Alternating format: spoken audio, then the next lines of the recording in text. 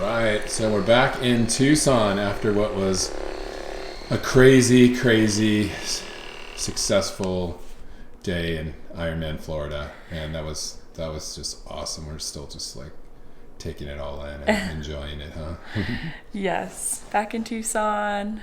Spent a couple extra days in Panama City Beach, Florida, just soaking in the sun and the beach, recovering. But back here in Tucson, still digesting everything. It was, yeah, I couldn't have imagined a better way to cap off 2021 season, especially after having a pretty up and down year. To have everything come together on a race day, that's a huge ask. I mean, everyone trains so hard and works their butts off. And so to have it come together against the women's professional field that we had there on Saturday, it was so many amazing women there. So yeah, it hasn't been a very easy year for me. I feel like I was kind of off all season, to be honest. I think coming off COVID, and last year with everything canceled and not racing, and you come back to the races, and I know personally I didn't have that confidence in going into races, having not raced in so long, and also just dealing with continued cancellations, postponements, not really being sure on schedules, races changing, and then on top of the ones that I went to early in the year, not having the races I knew I could put together. Tulsa, I was fourth in May, and it's not about the result. It was just putting together the Ironman that I thought I could do, and I didn't have that there. I struggled on the run a bit, decided to go to Coeur d'Alene and had the complete tire explosion blowout that ended my day early there, which was just frustrating because I love that race. It was my first Ironman win there, so I wanted to have a good one there.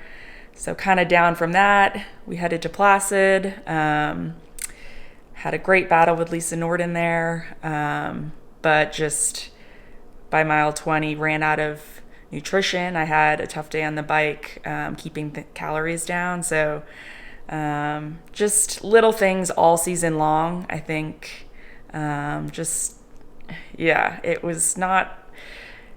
I'm so excited and stoked with those races and what I learned from them, because that led to this past weekend, and remembering all of those and using the fire from unable to finish in Coeur d'Alene to nutrition mishaps in Placid. So you take everything from every race, but still it was just kind of an off year. So when it does come together, it makes it that much sweeter. Like the lowest lows in our sport make the highs just incredible. So after Placid, I knew, I needed to change something, primarily with the nutrition in that one, but just in general, having been training literally through from last, I'd say October, November. I raced in December. We hadn't really taken a break since the prior October, and I think everything just hit me after Placid, and we kind of took a little mid-season break, and I did a lot of reflecting, a lot of thinking, a lot of just, I knew stuff was off with what was going on in terms of just, everything. Training, where I was at mentally, my confidence, and so we kind of took a step back and kind of did our own thing in August. I'm super grateful to every single coach that I've had the opportunity to work with in my entire triathlon career.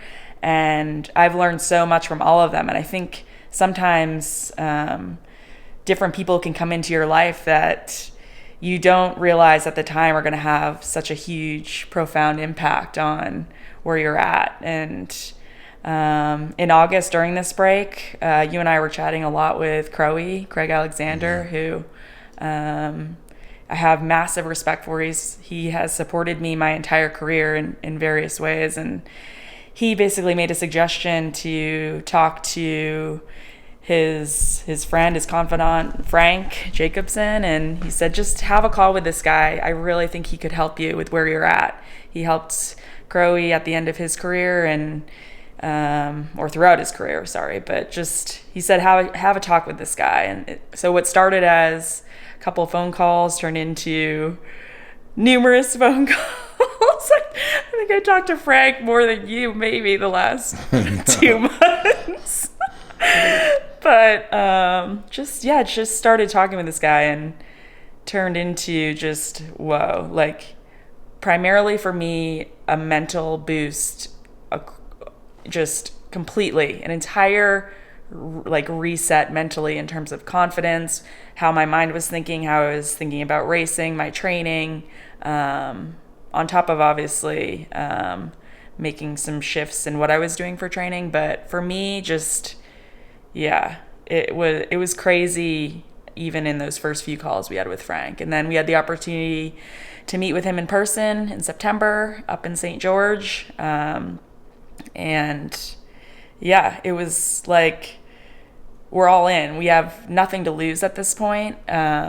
With the cancellation of Kona in August, I wasn't sure what to do, really. I was in that hole that I was just mentioning, and I suddenly felt like rejuvenated. I want to go after one more, and we looked at the remaining calendar, saw Florida, and said, okay, we're all in. So the last 7 weeks since mid-September was basically all in, following Frank's guidelines, you supporting me how you always have, but I feel like it was even more. We treated Ironman Florida like we've treated Kona in the past. Just, yeah, we did. Yeah.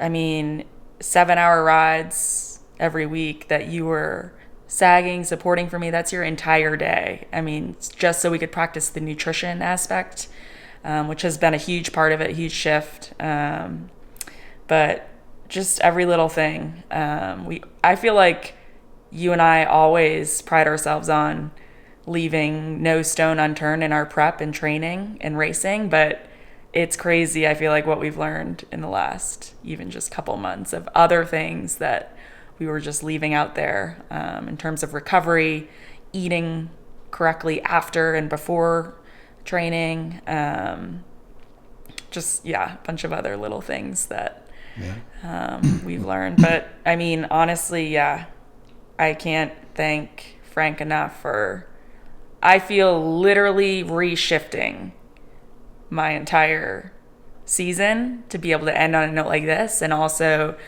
to just get me excited for next season, 2022, with especially coming out. It looks like everything's improving. Looks like we will have Kona next year, knock on wood, but just the general like re-motivation, re-excitement, and just I'm stoked. We did everything for 7 weeks, and the work paid off, and I'm entering a little break now, but I'm more fired up than ever for next year and next year's racing. Just general recap, I know so many people watched it, which was awesome that there was such good live coverage. But yeah, I mean, we knew from waking up, I mean, we knew in the days prior, but from the morning that it was going to be freezing. So thankfully we prepped to be ready for the cold, in terms of you getting extra layers, such as the gardening gloves. Yeah. $4.99 from Walmart. Yeah, for the win.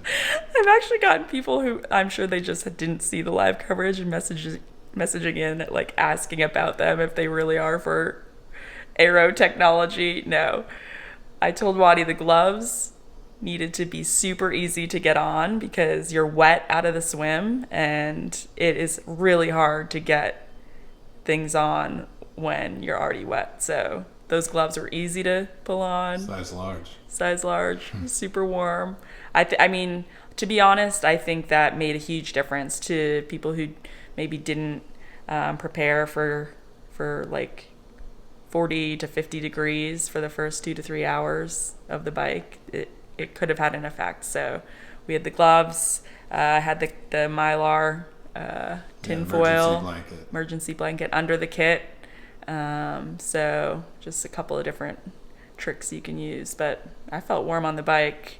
After the swim was incredibly choppy. The way out to the first turn buoy was fine, but you made that first right turn and it was just a current in your face. You couldn't see anything. I was with people out to the first turn buoy, which was so exciting for me. I was like, okay, feeling good. We made the turn and it was just mayhem. You couldn't see anything. You couldn't even see the pier. So definitely one of the slowest, if not slowest, Ironman swims out there, I would say. I think professionals were anywhere from 10, 15, 20 minutes slower than a normal time. So to everyone who didn't make the swim cutoff, I know there were a lot.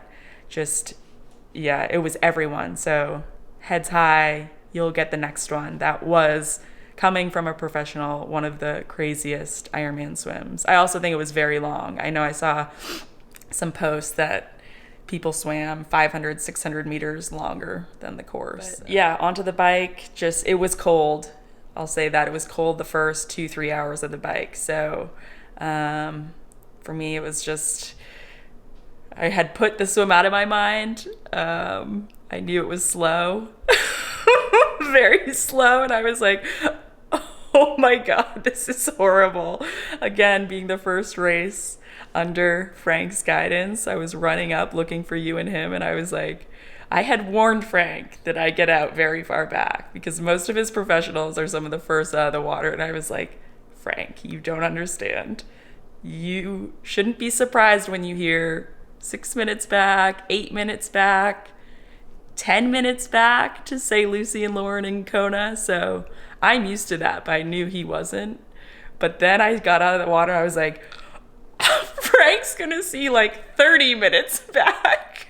It wasn't that bad. I was like, oh no. But yeah, it wasn't that bad, but still. You did good. Onto the bike. The second I finished the swim, every race, it's done. There's nothing you can do about it. So it was just onto the bike and start chipping away. So you had a great ride. You had a really great ride. It was the gloves. I knew our women's field on the bike was strong at this race. From Sarissa, who she recently won long course world champs. Imogen, Sky, Jocelyn. I knew Hannah Wells. I had an idea somewhat of who I would maybe be around out of the water or would be ahead of me. And so fortunately we have one out and back at mile, I want to say it was 30 or 40. And that's where I got the first glimpse of, okay, an idea of where I was at. But I mean, in the first 30 miles, you don't really get a good idea of who's riding faster out there on course. You just get a time gap. And so I saw everyone go by. I was like, okay. Those people we just mentioned for sure were up there, and it was like all you can do is chip away to the next person. So I basically, that was I mean, the biking in an Ironman, I feel like I have a method when I'm out there, just mentally what's going through my head. Like, okay, does it still feel easy? 1 hour done. You're thinking about nutrition the whole time as well, because that was a huge thing for me to prep for the marathon following. Also, again, given what happened in Placid. So it was a lot of nutrition, fueling, keep it easy the first couple hours. And then for me, when I hit hour 3, that means there's anywhere from about an hour and a half to 2 hours left. So I hit that hour 3 mark, and it was like, okay, it's go time. So just by then I was, I could see Sky down the road. Florida's super flat, and there were some long stretches, so I could see her. I was like, okay, now just get to Sky, because she was the next one up. And I knew with the time gap that I was probably going to run out of real estate to reel in anyone else after that. So for her, the last 20 miles were like, okay, get up to Sky. I was able to do that, with about 20 miles to go. And then ended up pulling in front with maybe 10 miles to go. And then she and I came in to transition together. So I'm beyond ecstatic of where I feel like I'm at with my biking right now. I feel back to how I used to ride when I came into this sport. It was by far my strength coming in of the swimming, biking, running. And I feel like maybe I've lost that for various reasons, maybe focusing on the swim, focusing a lot on the run, just a variety of factors. But the last 7 weeks, we did a lot of work on high end stuff, pushing that threshold up, along with just, longer aerobic rides, putting them all together. From Herbalife 24 try a couple weekends ago to this, I just feel back to that strength and confidence that I feel I used to have on the bike. So, I mean, it's funny. I've gotten a lot of questions like, what was going through your head? So Sky and I came into Transition 2 together. And we ran out together, and it was like, it was in my head like, oh man, this is great. This is going to be awesome. Like a cool battle. And it was also, I was thinking about that, but not really. I was so focused the entire day on my nutrition that literally in my head, that first mile, I had handfuls of my nutrition gels with me. So I was literally trying to figure out, okay, which one do I take first, and watching the time. And I kept watching my watch, and Sky was like, oh, she actually asked me like, what pace are you trying to hold? She's like, this is just like our Sunday long run.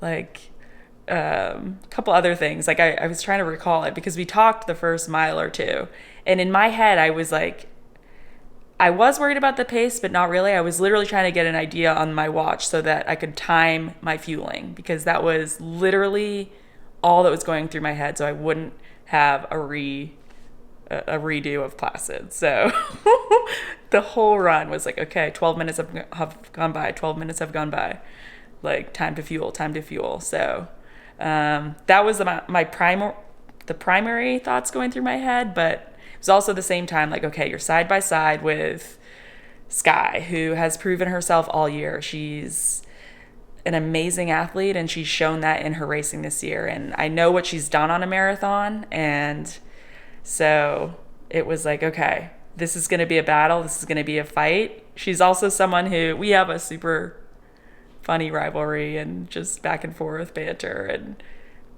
But she's also someone I wanted to beat on the day. She beat me in Tulsa. She's beaten me the last few races. So I was like, in my head, I told her this after, not today. So that was kind of going through my head. But again, just we were running together, I think, the first half, and it felt comfortable. But it's also like, okay, a lot of people can run the half. That's not where things happen. It's the second half. And it was like, are we going too fast? We could see the girls up ahead. We were reeling them in slowly. But still, it's always that second half of the marathon that things happen. So it was a 2-lap course. So on the second lap at the far turn is 10K to go. So 10K, like 40 minutes approximately, give or take. And I made that turn, and I saw Sky was still there. I had opened a bit of a gap on that second half, but she was only about a minute back from my watch. So that is nothing. You have to go to the bathroom, you have a cramp, you have a rough patch. I mean, can go away instantly. So the race wasn't over. I had a few questions, like, when did you know you had the win? And you never know you have the win until you cross that line. But I certainly didn't think so then either. It was, okay, focus. You have to stay focused. 6 miles to go. And then every aid station was like, okay, 5 miles to go. Like they were ticking off. But I'm like going to cry picturing it because, the last 500 yards is like, I made the turn. Again, I still, at no point are you like, you have this race. You turn, you can see the chute, and then I did a look back to see if Sky was there because you never know. I'm like, maybe she sprinted up, like maybe she's right there. But then you see, the finish chute and everyone cheering, and the fans on course at Florida were incredible. The support, the volunteers. I mean, a huge thank you because that changes the race. Like when you have a finish line that is just like deafening and people cheering and what was going through your mind though? I mean, the words of Shalane Flanagan, like, fuck yes, because, like, again, it came together when it hadn't all year for me. And it's like, breaking the tape is, like, you never know when that's going to happen. So, like, to win a race is, it's huge, especially coming off a year with no racing, and it's been a long time for me. It's like I just want to race. Like it had been a while. So yeah. Okay, it was really good. Yeah, it was. Yeah, I couldn't be happy. I mean, yeah, obviously, anyone who wins a race, it's huge. But after a tough year, and then I was thinking about my data too. Like I think a lot of this year was grief from losing him, because I talked to him every Sunday, every week. I would call him, or if something else happened, I would call him.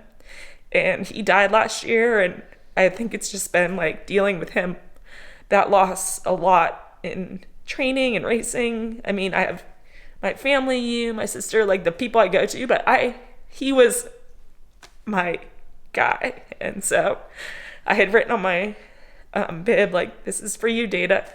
So, yeah, I was just picturing him. And then actually Chris Lipo from Rudy Project, he actually messaged my sister, like, that's got to be it. Wearing the gardening gloves on the bike, that's a good tribute to your Data, because he was a mason. He was a hard worker. He was always out working with gloves on. So that was a good little tribute to Data. Yeah, that was pretty special cakes. I love you. She got style.